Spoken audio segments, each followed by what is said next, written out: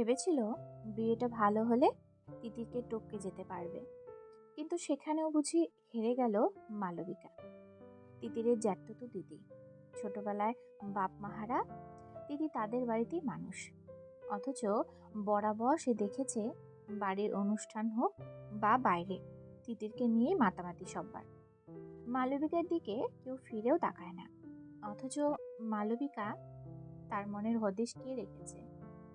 বরাবর শুধু তার মনে হয় একটু ভালোবাসা সেও কি পেতে পারে না। কেবল মালবিকা নয়, মালবিকার মা রূপকথারও এই বিষয়টা নিয়ে সমস্যা ছিল। কিন্তু বিকাশবাবু ভদ্রলোক, এক কথার মানুষ। স্ত্রী সন্তানের কথায় কান দিয়ে নিজের ভ্রাতুষ্পুত্রীকে বঞ্চিত করবেন এমন মানুষ নন। কাজেই দুজনে বরাবর একই স্কুলে পড়েছেন। এমন নয় যে মালবিকা পড়াশুনো একেবারেই ভালো ছিল না, কিন্তু ব্যাপারটা হলো তিতি সবকিছুতে এতটা এগিয়ে যে মালবিকার গুণগুলো তার সামনে বরাবর নিষ্প্রভ হয়ে গেছে। পড়াশোনা, আঁকা সবেতে স্কুলের শিক্ষিকারা তাকে কতবার তিতিরের উদাহরণ দিয়েছে। ভেতরে ভেতরে হিংসায় জ্বলে গেলেও মুখে কখনো প্রকাশ করতে পারেনি মালবিকা। পারা যায়, নিজের বোনকে হিংসে করা যে মানুষের চোখে অন্যায়, কিন্তু বুকের ভেতরকার চাপা ক্ষোভে মলম পড়ে কই। অনুষ্ঠান বাড়িতে সেই একই গল্প। আত্মীয় স্বজনরা তিতিরের নরম ব্যবহার, শান্ত স্বভাবের প্রশংসায় পঞ্চমুখ। বিকাশবাবু ভাইজির এহেন কৃতিত্বে গদগদ হয়ে পড়তেন। নিজের মেয়ের মনে জটিল অলিগলির সন্ধান তার জানা ছিল না, জানার চেষ্টাও করেনি কোনোদিন। বরং সবার সামনে ডেকে আদর করে বলতেন, তুই হলি আমার ঘরের লক্ষ্মী রে মা। মাঝে মধ্যে মালবিকা ভেবে পেত না কি বাবার আপন, সে তার নিজের রক্ত নাকি মৃত ভাইয়ের কন্যা।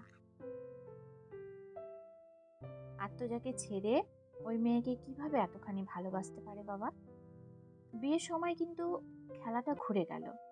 তখন সবাই গৃহকর্ম, নিপুণা, সুন্দরী, নম্র ভাবার পাশাপাশি বাবার প্রদেয় টাকার অঙ্কটাও যাচাই করে নিতে লাগলো। কিন্তু সেই অঙ্কে ঢুকতে গিয়ে বেমালুম ফেল করে গেল তিতি। কিন্তু এই প্রথমবার পাশ করে গেল মালবিকা। প্রচুর ভূসম্পত্তির মালিকের বড় চাকরের সুদর্শন একমাত্র ছেলের সঙ্গে মোটা পণের বিনিময়ে বিয়ে স্থির হলো তার। এই প্রথম আপন রক্ত জিতে গেল। চোখের জলে অভিমানে রূপকথা আদায় করলেন শ্রেষ্ঠ জামাই। এক কথায় বলতে গেলে মোটা অঙ্কের মূল্য চুকিয়ে মেয়ের জন্য দামি জামাই কিনলেন বিকাশবাবু। ছোট থেকে মেয়ের জন্য একটু একটু করে গয়না বানিয়েছিলেন রূপকথা। তাছাড়া শাশুড়ি সাবেকি গয়নার বাক্স পুরোটাই তার কাছে। কাজেই একটি মাত্র মেয়েকে সোনায় মুড়ে দিতে অসুবিধা হলো না। দামি বেনারসি অঙ্গ জড়িয়ে এক মাথা সিঁদুর পরে স্বামী গরবে গরবিনী মালবিকা আধুনিক পদ্ধতিতে সাজানো গোছানো তিনতলা বাড়িতে সংসার করতে চলে গেল। এই প্রথম সমস্ত আত্মীয় স্বজন তিতিরকে ফেলে তার রূপ আর ভাগ্যের প্রশংসা করল। গর্বে আনন্দে মনটা ভরে উঠল তার। মালবিকার পিসি দিদা শাড়ি পরা তিতিরের থুতনিটা নেড়ে দিয়ে বলল, শুধু সুন্দরী আর গুণবতী হলেই চলে না রে দিদি ভাই, ভাগ্য থাকতে হয়। এই দেখ না আমাদের মালবিকা দিদিকে, ভাগ্য না থাকলে এমন বড় ঘরে বিয়ে হয়? জামাইকেও তো দেখলাম যেমন সুদর্শন তেমন নম্র ভদ্র ব্যবহার। তোকে নিয়েই চিন্তা হয়, বয়স তো বাড়ছে, কি যে হবে। শুনে মালবিকার হাসি আরো চওড়া হয়। এত চেষ্টার পর এতদিনে সে তিতিরকে মাত দিতে পেরেছে। অলক্ষ্যে হাসে আরেকজনও, কিন্তু প্রকাশ্যে পিসি ঠাকুমার মুখের ওপর কিছু বলে না তিতি। ওই যে ভদ্র মেয়ের তকমা আছে গায়ে, কিন্তু মনে মনে অনেক কিছুই বলে সে। ভাগ্য নয় ঠাকুমা, অর্থই কথা বলে। অর্থের জোরেই জ্যাঠামশাই দিদির জন্য ভাগ্য কিনে আনেন, আর তার থেকে ভাগ্যের চাকা এগোনোর আগেই থমকে যায়। সুদীপের কথা মনে পড়ে। দীর্ঘ 6 মাস প্রেমের পর যখন জানতে পেরেছিল সে জ্যাঠাজেঠির সংসারে মানুষ, বিয়ের পর তেমন কিছুই পাবে না, তখনই প্রেমের ভূত মাথা থেকে বেরিয়ে যায়। কয়েকদিনের মধ্যে মৌমিতার সঙ্গে প্রেমের বাঁধনে জড়িয়ে পড়ে সে। যেদিন প্রথমে দুজনকে আস্তে আস্তে একটা রোল ভাগ করে খেতে দেখেছিল, সেদিন ঘরে এসে দরজা বন্ধ করে খুব কেঁদেছিল তিতি। সময় লেগেছে, নিজেকে সামলে নিয়েছে সে।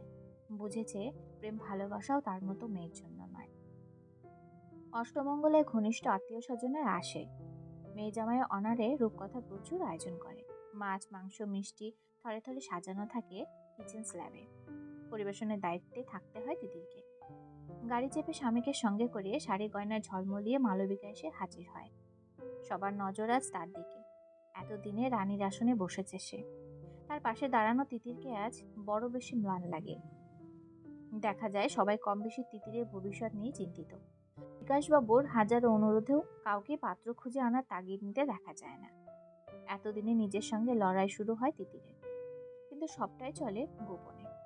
এতদিন পড়াশোনা করছিল সে চাকরি পাওয়ার জন্য, এবার যেন সে নিজেকে একেবারে নিংড়ে দিতে থাকে।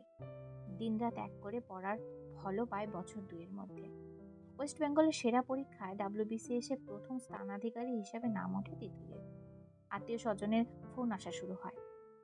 যোগ্য তিতিরকে সবাই প্রশংসায় ভরিয়ে দিতে থাকে। গর্বে আনন্দে বিকাশবাবুর চোখে জল। ভাইয়ের কাছে করা প্রতিজ্ঞা রাখতে পেরেছে তিনি। এতদিনে তার ভাইজি হয়ে উঠেছে 10-এর এক। খবরটা পেয়ে মালবিকা চমকে উঠল। এমনটা তো হওয়ার কথা ছিল না।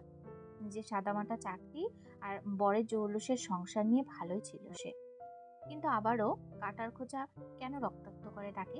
বাবা যখন উচ্ছ্বাসিত স্বরে ফোনের ও প্রান্ত থেকে খবরটা দিয়ে জানালো আজ পার্টি রাখছে তিতিরের অনারে, শুভ্রকে নিয়ে যেন অবশ্যই আসে, তখনই বুকটা পুড়ে গেল তার। শুভ্রকে নিয়ে কেন যাবে সে? কেন তিতিরের উজ্জ্বলে নিজেকে শিখবে সে? কিন্তু উপায় কি? শুভ্র ফোন করে বলল আজ সে তাড়াতাড়ি ফিরবে। যাওয়ার ইচ্ছে না থাকলেও যেতে হবে তাকে, নইলে হয়তো শুভ্র ভেবে বসবে ছোট বোনের প্রতি হিংসায়। আত্মীয় স্বজনরাও কথা বলার বিষয় পেয়ে যাবে। হয়তো একসময় শুভ্রও বলবে ছোট হলেও তিতির মালবিকার চেয়ে সেরা। দীর্ঘশ্বাস ফেলে বাক্স থেকে লিপস্টিকটা তুলে নেয় সে। ফাইনাল টাচ দিতে দিতে ভাবে পিসি ঠাকুমারা বিয়ের দিন কি যে বলেছিল, ভাগ্য থাকতে হয়। আজ ভাগ্য তিতিরকে রানীর আসনে বসিয়েছে। হিংসে করে সে করবে কি?